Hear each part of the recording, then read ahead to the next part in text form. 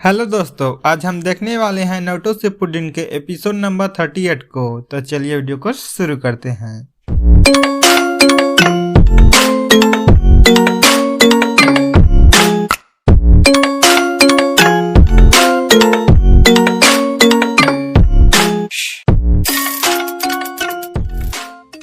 पिछले एपिसोड में हमने देखा था कि टीम काकाशी अपना प्लान बना रहे थे कि पहली टीम साकुरा और कैप्टन यामाटो की है और दूसरी टीम में नारुतो और साई होंगे। जिस पर नारुतो कैप्टन यामाटो से कहता है मेरी टीम इसके साथ क्यों। तब कैप्टन यामाटो स्कैरी फेस बनाकर कहते हैं क्या कोई दिक्कत है। तब साकुरा लेडी सुनाडे की कही बात को याद करती है कि लेडी सुनाडे ने कहा था कि तुम बस नारुतो को रोक के रखना।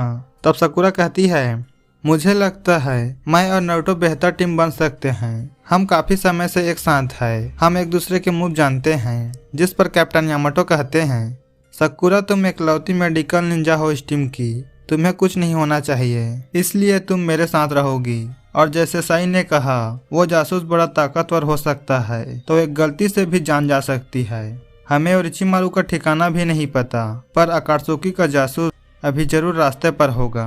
और अगले दिन वे टेंची पुल पर पहुंच जाते हैं जहां अकात्सुकी का जासूस आता है।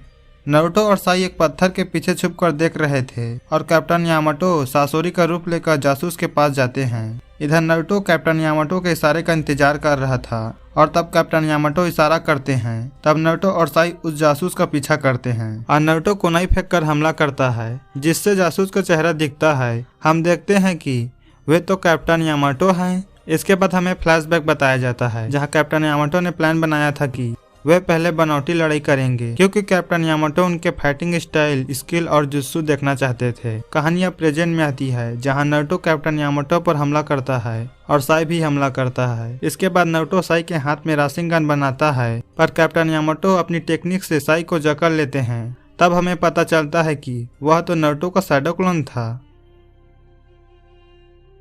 और तब नारुतो कैप्टन यामाटो के ऊपर से हमला करता है। तब Sai Ninja art super beast scroll से एक सांप से नारुतो और कैप्टन यामाटो को पकड़ता है और जंगल की ओर भागने लगता है। तब नारुतो कहता है तू कहाँ भाग रहा है साई, मैंने कैप्टन यामाटो को पकड़ लिया है। तब वहाँ पर साकुरा आती है और कहती है ये कैप्टन यामाटो नहीं है। नारुतो देखता है कि वो तो बस एक पुतला है। थोड़ी देर बाद साई कैप्टन यामाटो को पकड़ लेता है। तब कैप्टन यामाटो सोचते हैं ये उम्मीद से ज्यादा बढ़िया निकला।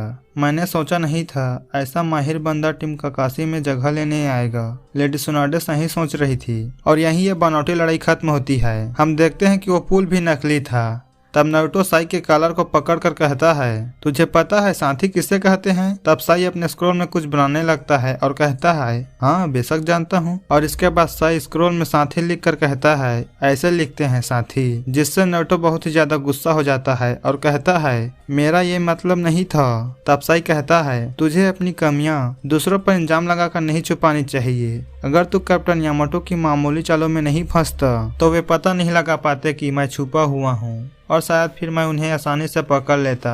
मुझमें ट्रांसफार्म होने का क्या फायदा हुआ। उस जुस्सू करने की वजह से कैप्टन ने हमारा प्लान जान लिया और सब्स्टिट्यूशन करके वे जंगल में भाग गए। तब नारुतो कहता है जब तुझे पता था वो सब्स्टिट्यूशन है तो फिर तूने वो जुस्सू हटाया क्यों नहीं। जिस पर साई कहता है उसके साथ लड़ने का कोई फायदा नहीं, जो लड़ते वक्त होश खो बैठता है। तब नारुतो वहां से जाने लगता है और कहता है मैं तुझे एक साथी या टीम काकाशी का सदस्य कभी नहीं मानूंगा। तब साई कहता है वैसे सास्के क्या करता, वो तेरे साथ मिलकर लड़ता, क्योंकि उसे तो टीम काकाशी का हिस्सा मानता है ना। जिस पर नारुतो कहता है अपने साथी को बचाने के लिए मैं सब करने को तैयार हूँ, चाहे उसके लिए तेरे साथ टीम भी बनानी पड़े। और तब साई साकुरा से पूछता है कि ये सास्के की इतनी परवाह क्यों करता है। साकुरा कहती है क्योंकि नारुतो सास्के को अपना भाई जैसा मानता है। तुम्हारा भी तो भाई है, तुम भी उसकी फीलिंग समझ सकते हो। जिस पर साई कहता है नहीं बिल्कुल भी नहीं, मैंने अपनी पिक्चर के टाइटल के बारे में बताया था ना, मेरे दिमाग में कुछ आता ही नहीं, मैंने कभी कुछ फील किया ही नहीं, मेरे अंदर कोई इमोशन नहीं है। तब साकुरा कहती है कि तुम कोई इमोशन महसूस नहीं कर सकते क्या, पर तुम्हारा भाई है। तुम ये सोच कर देखो कि अगर तुमने उसे खो दिया तो तुम्हें कैसा लगेगा। जिस पर साई कहता है मेरा भाई पहले ही मर चुका है, क्या मुझे उसके जैसा दिखाना चाहिए?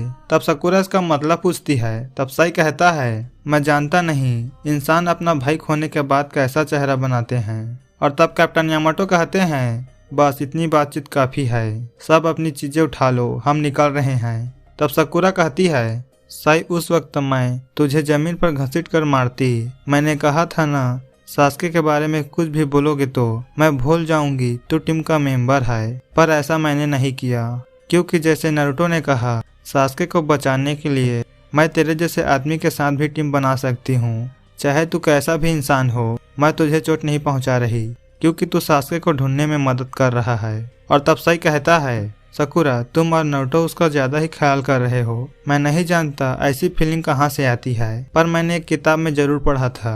और तब नारुतो कहता है, अब चलो, किसका इंतजार है? अगर हम कल दोपहर तक वहाँ नहीं पहुँचे तो सब बेकार हो जाएगा। इसके बाद वे टेंची ब्रिज की ओर जाते हैं, जहाँ कैप्टन यामाटो कहते हैं, टेंची ब्रिज सामने है, सब तैयारी कर लो, फिर हम पुल पर जाएंगे। और वे टेंची पुल पर पहुँच जाते हैं और यहीं पर यह एपिसोड समाप्त होता है। तो मिलते हैं अगली वीडियो में, तब तक के लिए बाय बाय।